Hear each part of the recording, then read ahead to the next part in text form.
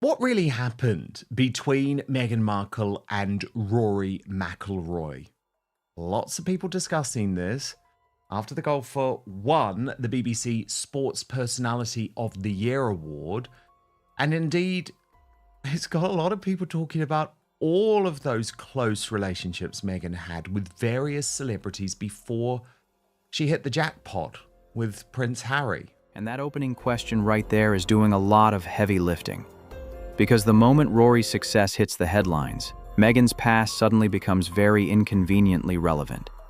People aren't just reminiscing, they're connecting dots, and those dots point to a pattern that looks a lot less like coincidence and a lot more like strategy. Why would Meghan Markle's assistant need to communicate with Rory McIlroy's business manager 300 times unless there was an ongoing relationship that required careful coordination? But it gets worse. That's not casual, that's not accidental. 300 contacts doesn't scream friendly overlap. It screams logistics, planning, and secrecy. And when assistants and managers are doing the talking, it usually means the principals don't want fingerprints on the situation. She was on the manhunt, and Rory McIlroy, now BBC Sports Personality of the Year, was her prey. Have we ever found out the truth about what went down between these two? Probably Meghan. Her love match, sorry. Meghan's love bombing, let's be honest here, is unmatched when she sets her sights on someone. That wording is brutal, but it taps into a theme critics have raised for years. When admiration turns into obsession and affection becomes performance, you have to ask what the real objective is. Was this romance, or was it another calculated pursuit dressed up as chemistry? Love bombing sounds romantic until you realize it often masks control. The faster the intensity, the harder it is to step back and think clearly. And that's exactly how emotional momentum gets mistaken for destiny. She is a master manipulator. She's very skilled. She is very good at what it is that she does. No, indeed. And it is fascinating looking back at that period, Tash, for those reasons that you explained, because history will repeat. I mean, Meghan was the Soho house girl at that point. This is where the past stops being the past. When people say history repeats, they're really saying patterns don't lie. If the same methods keep showing up with different men, different cities, and different outcomes, then maybe this isn't reinvention, it's repetition. But buried in the discovery materials, attorneys found something extraordinary. Text messages, dozens of them between Meghan Markle and Rory McIlroy dating back to 2017. That's before the engagement to Harry was even announced. And this is the kind of detail that makes palace walls feel a little thinner. Before the fairy tale was public, before the engagement headlines, there's already a parallel narrative unfolding quietly in the background. It raises the uncomfortable question of who knew what and when. Meghan Markle is officially a stage 5 clinger on Rory McIlroy. This foreign-born A-list golfer, which is Rory McIlroy, said the illiterate one, which is Meghan Markle, texted him many times a day for weeks and weeks after they hooked up. Because look at the damn photo, look at it. Look at her. Look at Meghan. She looks like a groupie. The language is savage, but the implication is sharper than the insult. Repeated messages, relentless contact, and that unmistakable energy of someone who refuses to let go. At some point, persistence stops being romantic and starts looking desperate. At that point, the optics stop working in her favor. When images, messages, and behavior all point in the same direction, denial becomes harder to sell, and suddenly the fairy tale gloss starts peeling away. If she had ended up with him, he would have been winning BBC Sports Personality of the Year. Look at what she's done to Harry's career and his confidence. So I think for Rory McIlroy, this is definitely a moment to celebrate. Thank God. Yeah, it was a little bit embarrassing, but you know what? She played you, who cares? She played you, who cares? There was no damage done.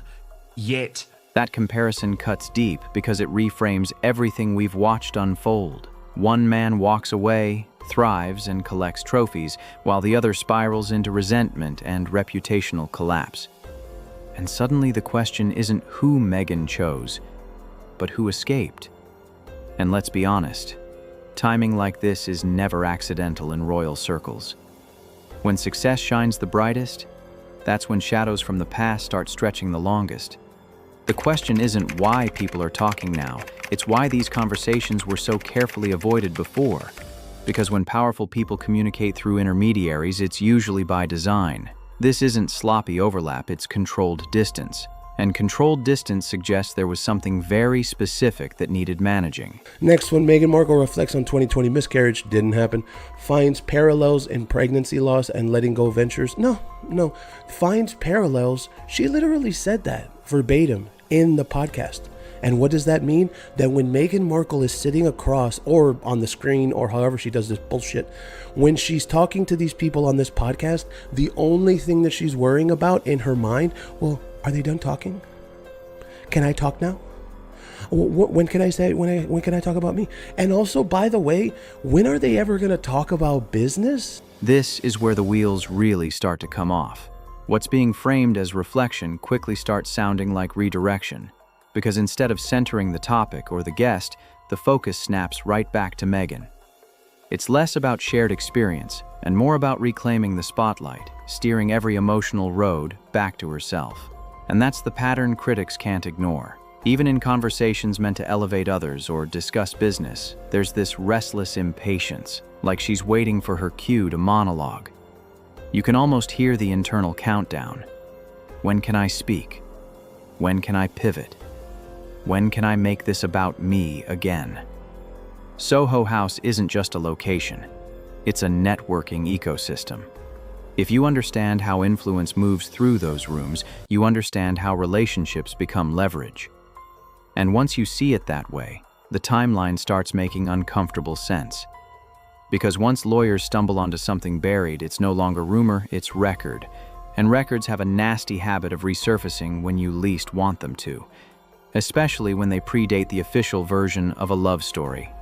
October 2017 is exactly when Meghan and Harry's relationship was becoming serious, exactly when they were preparing to announce their engagement, exactly when Meghan should have been focused entirely on her future with Harry. Instead, Rory McIlroy's team is arranging discreet flights and confidential travel. October 2017 isn't just any random month. It's the moment the fairy tale was supposedly locking into place, when preparations were being made, narratives were being polished, and the world was about to be sold a love story. And yet, behind the scenes, there's movement, secrecy, and logistics that simply don't belong in a picture of total commitment. Because when a relationship is serious, truly serious, there isn't room for parallel arrangements flying under the radar. Discreet flights and confidential travel don't happen by accident, and they don't happen without intent. That kind of coordination suggests something ongoing, something sensitive, something that absolutely could not withstand daylight. And this is where critics start asking the questions no one wanted to ask at the time. Why the secrecy? Why the need for distance, aliases, and silence when the future was supposedly settled? If Harry was the priority, why does this period look so carefully compartmentalized?